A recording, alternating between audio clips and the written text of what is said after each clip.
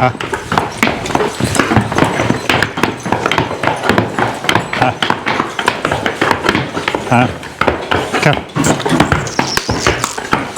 Oh. Oh.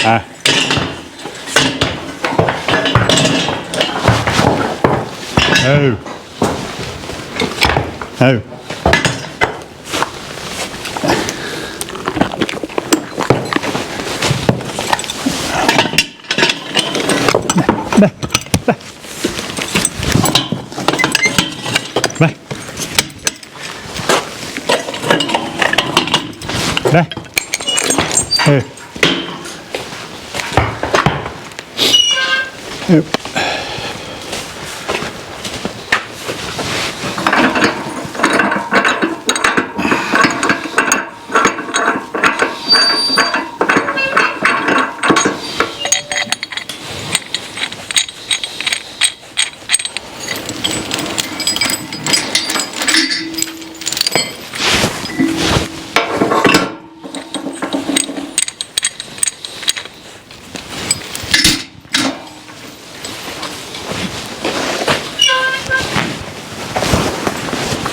Nice out.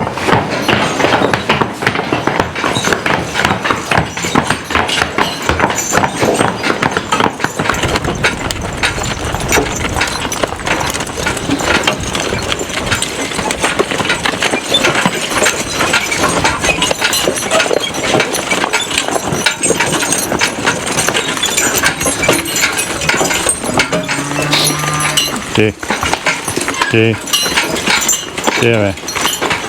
Oh, never.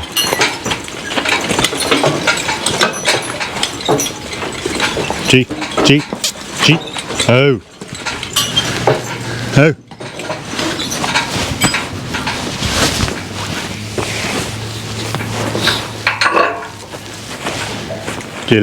G. Oh. Huh? Oh. Ha, a little bit. Ha. Hip, back.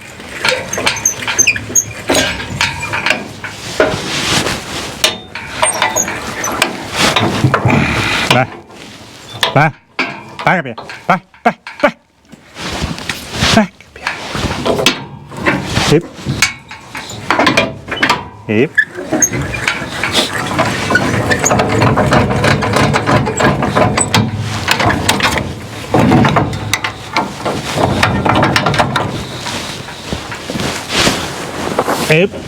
Oh. Ha, a little bit. Ha. And G. Apple. Hi everybody, and welcome to Working Horses with Jim. I am Jim, and I hope you guys are having a great day. It's a beautiful sunny day, and I'm looking forward to getting a bunch of stuff done this afternoon. This morning it was kind of odds and end type of jobs we were doing. I have got some logs coming down. Even today we brought bringing two loads down. My trucker dropped off one load at an Amish up the road, and I had to scale them up. He had 5,000 feet on that load. Today he's going to bring another load down, and now he's going to bring another load down here at some point very soon. Brenda is on her way to the vet. She has Skippy with her, and she's got to just run him down for his first visit to the vet. And Skippy does not like to travel, so I don't envy her job. I hope things go well with it though. So today we have Bill and Barron. Yesterday we went logging with them up at Paul Smith College. There was a student there that wanted to help us out, so we did that for the afternoon. Had a pretty good afternoon, and so today we're going to be spreading some manure. But as you can see with my manure spreader, since I talked to you and showed you spread manure, it is all cleaned out. And I'm going to actually go to a clip that I made a couple weeks ago and explain a few things, mostly about these cross pieces that are on my manure spreader, on what I call the apron. So as you can see, we've got our cross pieces. These are the ones that were broke, and so these ends were snapped right off. So what we did is actually took some of the links, these are the links, and we just welded it on. So we actually have 3 cross pieces now that we can put together and get this spreader fixed. So these links just operate like this. You have two links like this, and you just put them together like that, which works really good. So to go into here, you just go like so.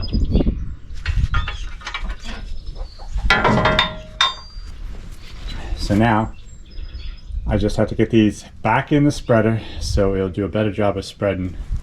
And what we do also, one other thing I'll show you, what we do here is, this is the front sprocket and this is an adjustable sprocket. So we loosen these two nuts here and we loosen this one up, and that will slide this whole thing back and forth. So after we get it fixed, we'll tighten this nut up, and this sprocket will slide ahead to tighten up our chain. You can see it on that side there.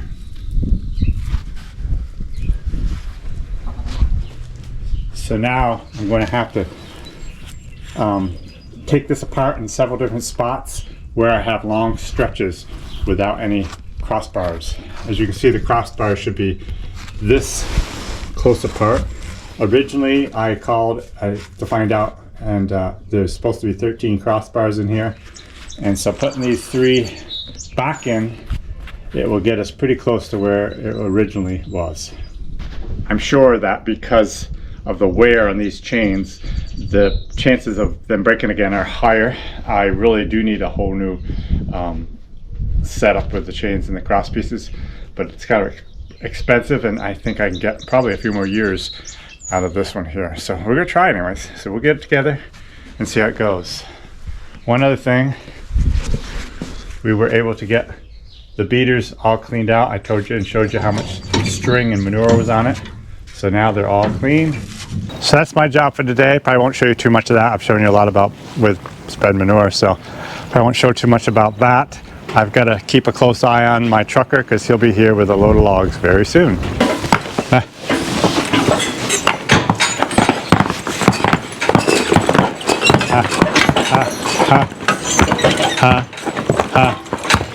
Allez bien.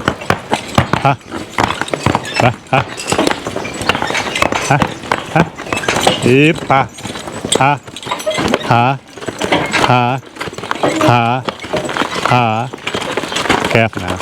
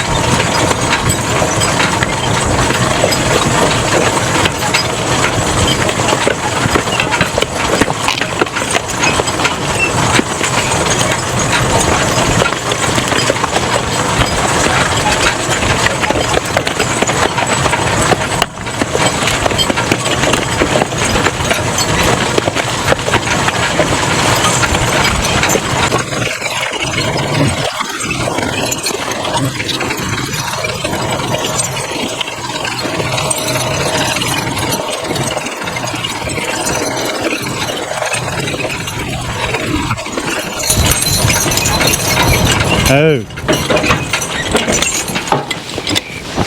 So as you may have been able to see, it's still quite wet in our field. It's dried out a lot, but still wet. There's no way we can go into the field and doing actual field work, and even come across the field, there's that one spot that's pretty wet. What we want to do today is attempt to spread some manure in between these tile runs. So we'll just go up these strips and spread 2 or 3 loads between each of the tile runs, and that hopefully will help, because a good share of this will be in corn for this year. At least that's the plan. So as far as wetness goes, this morning my trucker went up to Portsmouth College to get a load of logs from where I've been logging, and up there it's sandy soil and it was all perfectly dry. The truck had no troubles at all. And then we got down here, and a few miles from here where we took the logs, actually it was to Eli, at the harness shop. He bought a load of logs from me, and the trucker actually got stuck in his yard. Took quite a while by using the outriggers and lifting the side of the truck up after it was empty to put some wood underneath the tires to be able to drive out of there. But we finally got it out, and so this morning, today, now when he comes down here with this second load that I have, I'm going to make sure he is able to unload it where he's not going to get stuck. And it seems like down here it's plenty dry enough. Whoa, I gotta hurry. I just see him right there. So I will hurry up, unload this load and get going. Well, we made a fast unloading job with that spreader. And we're gonna get unloaded up here. And I'm gonna scale them up as we go.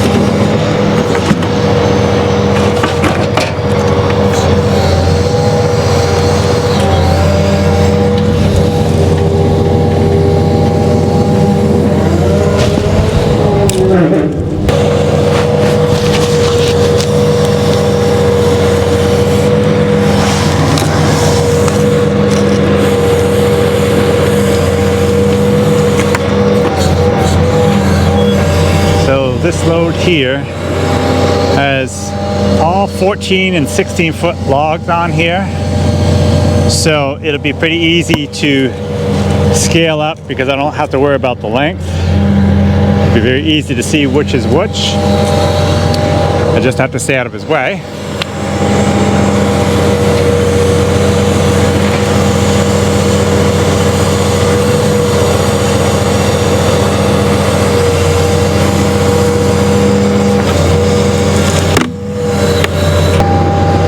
So a lot of you guys know how to scale logs probably, and I'll just, those people that don't, I'll real quick explain a couple things. So this is a international scale stick, and it has all the different lengths on it, from 8 foot right down to 18 feet. So each of the individual logs, so we know this load is either 14s and 16s, so that's the spot we're going to be going by, and then you just go down through on the inside of the bark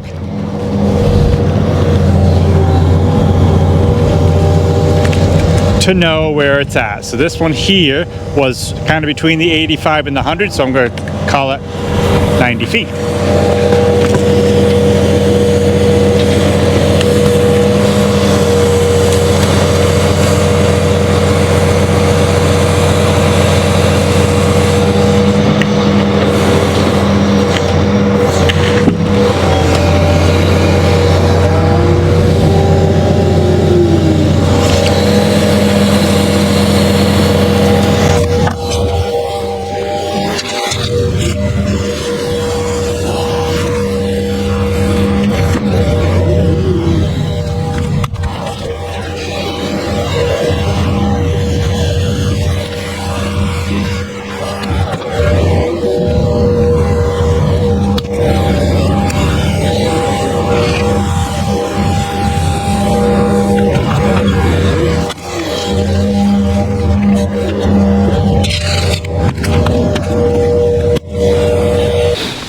Okay guys, I got the truck, well, we got the truck unloaded, and we had 3,500 feet on that truck.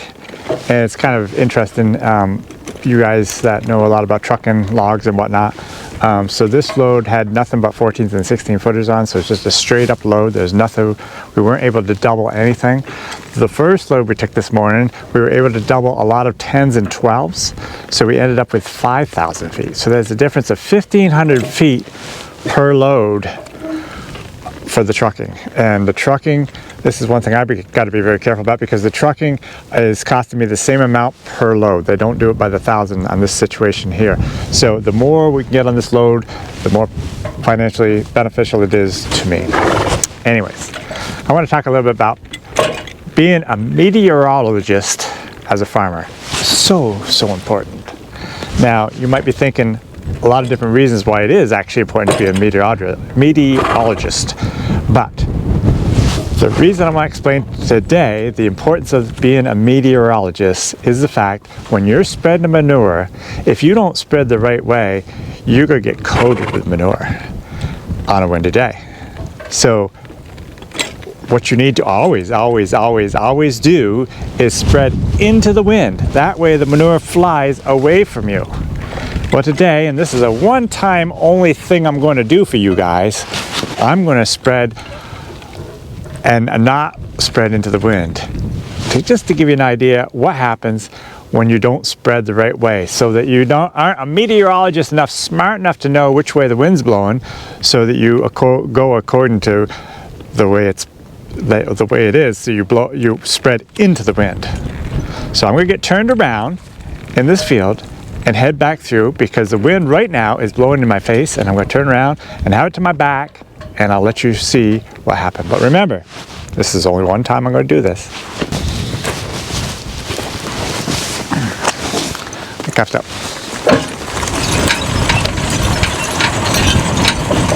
So these strips, I think they're 35 feet between tiles.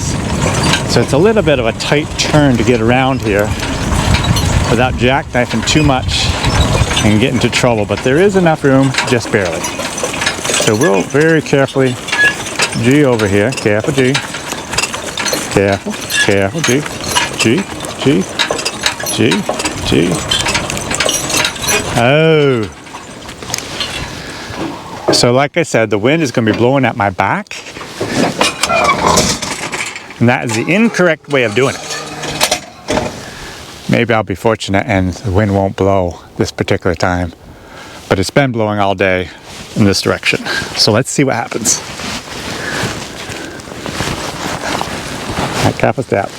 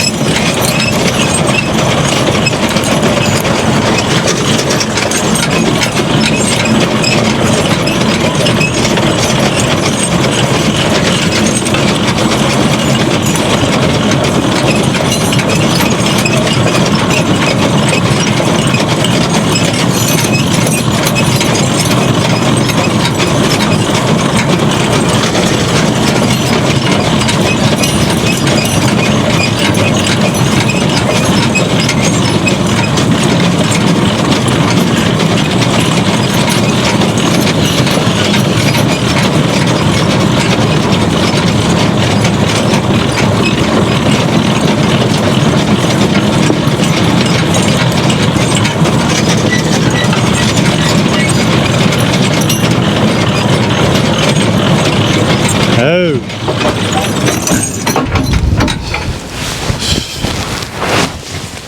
Well, I don't know how much it showed. Didn't really feel like I was getting too bad, but there's been times when I've made the mistake and gone backwards and I've been covered with manure. But anyways, that's all we're going to do for today, and that's all you're going to see, I hope, of me spreading in the wrong direction.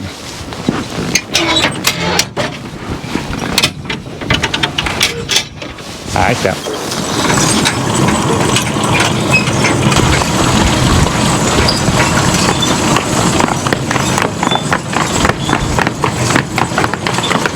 Alright.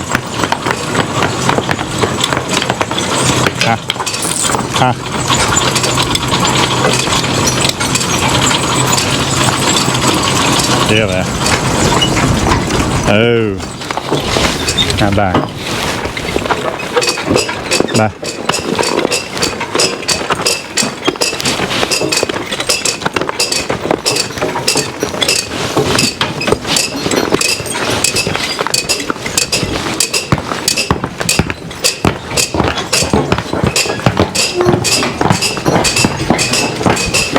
Skippy.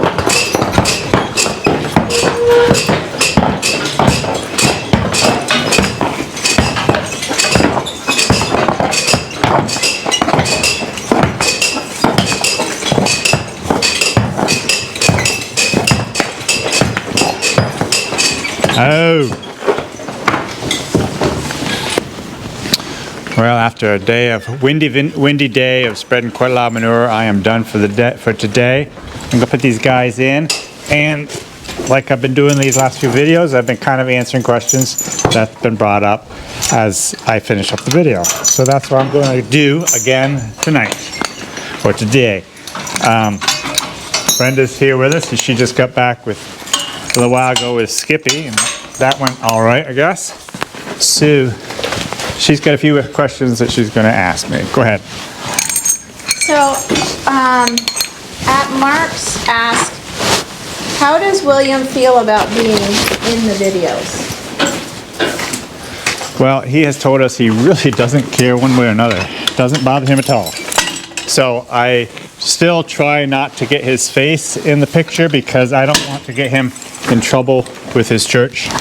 And but as far as whether he cares, he absolutely does not care. Why haven't you put Bree on our horse part of the YouTube channel yet? Oh. Our horse is part of the YouTube channel. Well, you're going to have to answer that one. I'm going to have to answer that one. We are right now getting everything updated. Just got to get, maybe it'll be out by the time this video comes out, I'm not sure, but very soon our website should be updated. And while we're on the subject of things like that, there is a newsletter that comes out every other week now, and you can sign up there on our website if you are not signed up. I just write about the goings-on at the farm that you don't always get in the videos. Okay, so another question that's come up, I know that. I just started taking my crooper off and I remember that question. So this is the crooper, and somebody's asked, what's the purpose of it? Well, the purpose of it is kind of, there's dual purposes for it, few purposes for it, I guess you could say. One purpose is just to kind of help hold the whole harness together. If you didn't have this, and if they were to put their head way down, this whole britchin would slide right up underneath their tail. Oh, and irritate them, of course. And so that helps hold the harness together and keep it in the spot where it should be. I really like the crooper. For years and years I didn't use the crooper, but for years and years now I have. Really like it. This also helps, this also is what controls the check line, which is what is this is right here. This goes to kind of help hold their heads up if they're the type of horses that want to drop their heads really low. This helps, you can slowly teach them to bring their head up where it really should be. I have talked about this a little bit before in other videos. I don't have it tight. It's not like I kind of jack their heads really high. I mean, you can see the looseness of it. You know, it's quite loose. But this check rein gets connected up. I'm done now, so I'm gonna put away. So connect it up and it comes back through here. And because of the way this is set up, it goes right to the tail. So if they try to put their head down, the tail actually stops them from putting their head down. Go, Baron. Can I ask you something? Sure. Have you ever had anybody get a sore from the crooper? I don't think I ever have. It can happen. It's happened, I'm sure, before, but I don't think I've ever had a sore. So, and all my harnesses have croopers. And Baron is hungry, so I gotta get him inside. Okay. Baron's always hungry.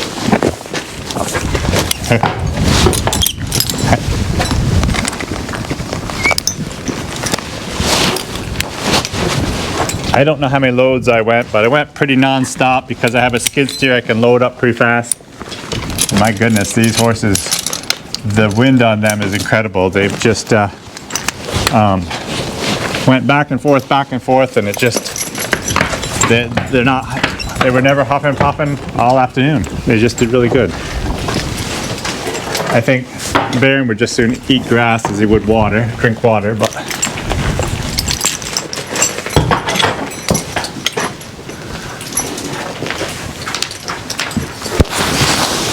what other questions off the record? Okay, this one comes from Planet Farm. Jim, I'm 32 and working my butt off trying to get on a farm full time. How old were you when you started working on the farm full time? I feel like I got another 5 years until I can actually get horses and farm full time. Patience is killing me. What advice do you have for a young man in patience? Well, patience is most definitely gained over time, but so I'm not so sure as you really need advice on patience. Maybe I'd be better off giving you advice on some other things. And I feel for you, because not being able to get farming on your own like that, it is frustrating. Come on, Bill, get in there. Baron, come here. 1 minute. Hey, get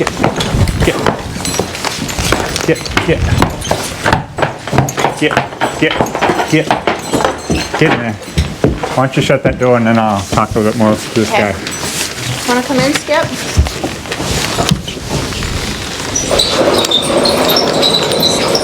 Skip got a few shots today, and I don't know, he seems a little quiet. Maybe he's a little sore. They said he might be.